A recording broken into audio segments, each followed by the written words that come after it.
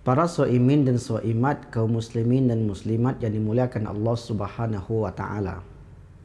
Di antara kabar gembira yang disampaikan oleh baginda Rasulullah sallallahu alaihi wasallam kepada umatnya atas orang yang berpuasa ialah bahwa puasa akan memberi syafaat, akan menolong ketika mereka membutuhkan bantuan di akhirat kelak.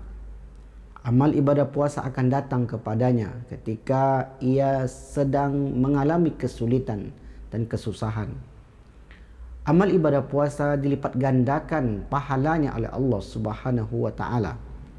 Kemudian kabar gembira yang juga disampaikan oleh baginda Nabi ialah orang-orang yang berpuasa akan masuk ke dalam surga melalui pintu yang istimewa, pintu yang khusus, yang spesial.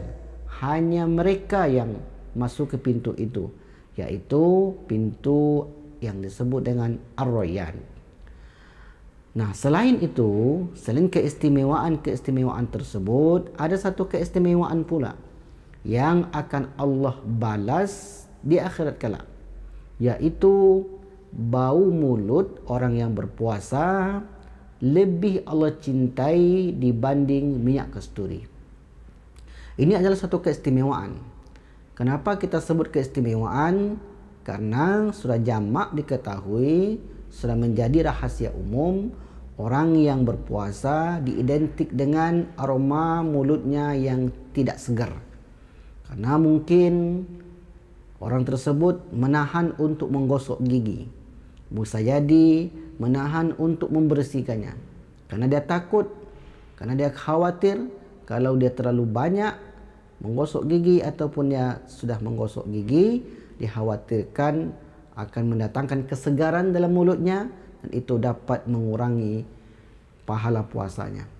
Maka dengan demikian dia tinggalkanlah, dia korbankan untuk tidak membersihkan giginya ataupun menggosok giginya. Nah, tentu hal itu memberi efek yang tanda petik negatif dalam pada dirinya, yaitu bau mulutnya akan begitu semerbak. Tapi sesungguhnya ketika bau mulut itu bau tidak segar seperti biasanya, sesungguhnya Allah lebih mencintai daripada minyak kasturi.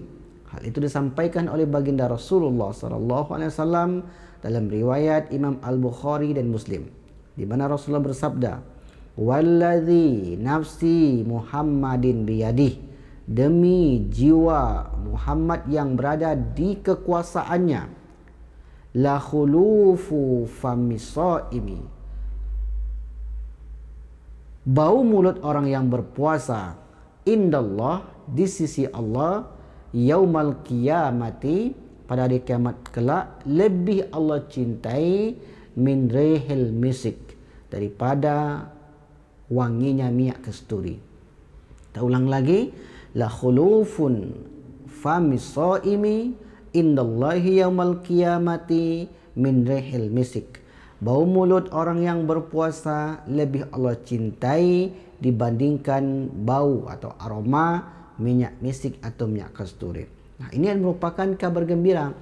Maka kita selaku orang beriman tidak perlu bersedih, tidak perlu takut ketika bau mulut itu menyerbak di sekitar mulut kita.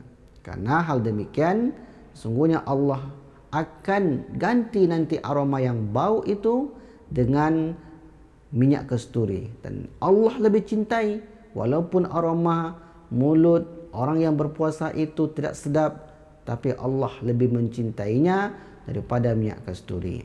Namun di sini muncul hukum, yaitu dalam hukum fikih. Bagaimana kalau bau mulut itu terlalu menyengat? Misalnya ketika kita sedang solat, angkat takbir, kemudian Allahu Akbar, aroma mulutnya sampai keluar.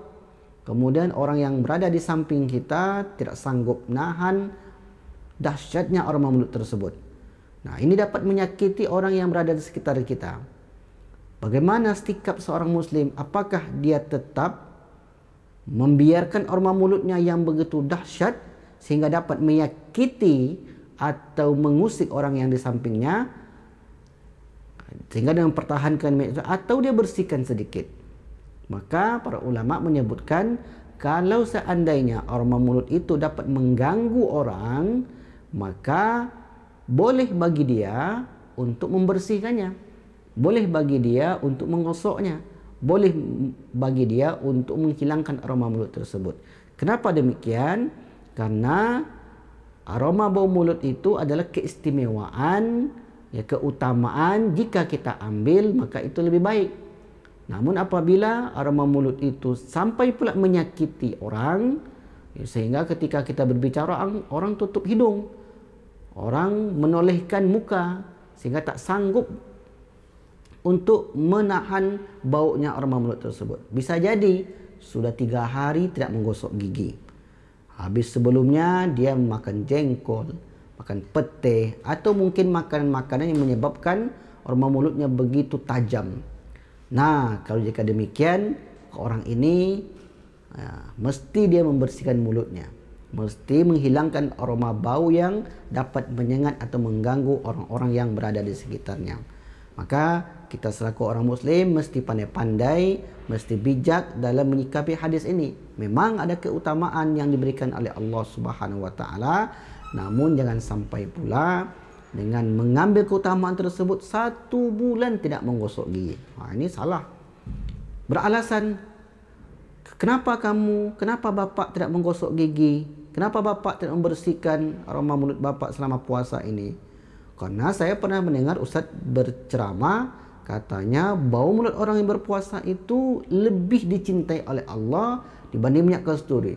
Dengan pemahaman seperti itu, akhirnya 1 bulan penuh tidak membersihkan mulutnya, tidak menggosok giginya. Nah, ini dapat menyakiti orang sekitar kita. Jadi hadis ini mestilah dipahami dengan bijak.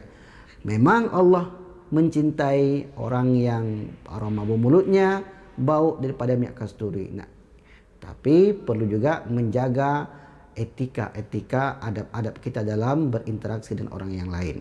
Nah, mungkin itu dapat kami sampaikan.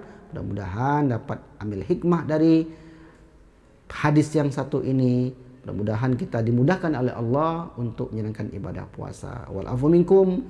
Wassalamualaikum warahmatullahi wabarakatuh.